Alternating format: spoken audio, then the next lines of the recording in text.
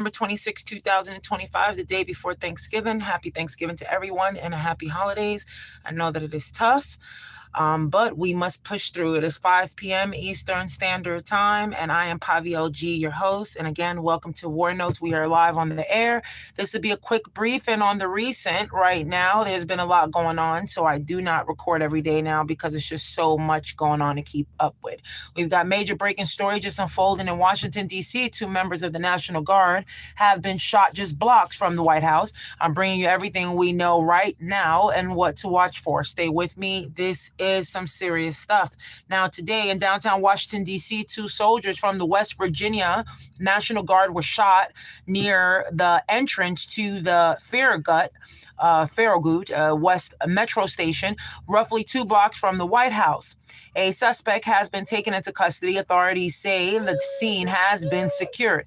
Initial statements from the governor of West Virginia, Patrick Morrisey, claimed the 2 guardsmen had died, but minutes later he retracted that, saying the reports were conflicting and more information was needed.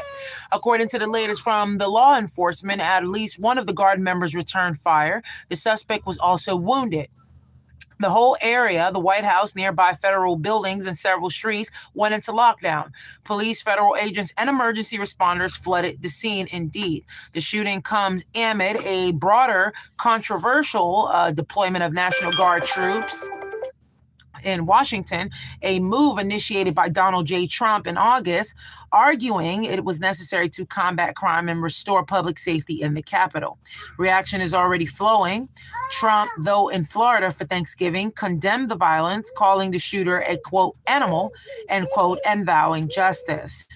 Now, this isn't just a tragic shooting when we look at the broader context and why this all matters, okay? It poses bigger questions. The first question is, why are National Guard troops deployed in the first place? The deployment was controversial from the start, with critics arguing it skirted long-standing laws restricting military deployment for domestic policying, right? Now, another thing is that this incident exposes a lot of risk of militarizing domestic violence, right? Even when troops are sent for public safety. A deployment meant to deter crime ended up with tragedy near the nation's most symbolic seat of power. Now, it also could intensify political conflict. Debates over civil military roles, constitutional boundaries, public safety, all likely to heat up after this. Now, finally, for everyday Americans like you and I, if armed troops on the streets can be shot at near the White House, okay, what does this say about safety? It's a chilling wake-up call. It is a chilling wake-up call.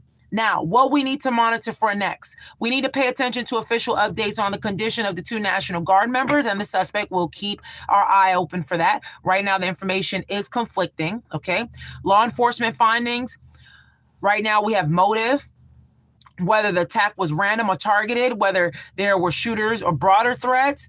Okay, as far as political fallout is concerned, legal challenges, congressional reaction, local government response to deployment of troops in D.C. Now, as far as impact on public sentiment, okay, the question that we must ask ourselves, will this push Americans toward more support for or against militarized domestic security? Now, thank you all for tuning in. I am Pavi LG, your host today for War Notes. I'll keep you all posted as more details do emerge. And I ask you all to stay alert and stay safe. I thank you all for listening. Have a beautiful and blessed evening.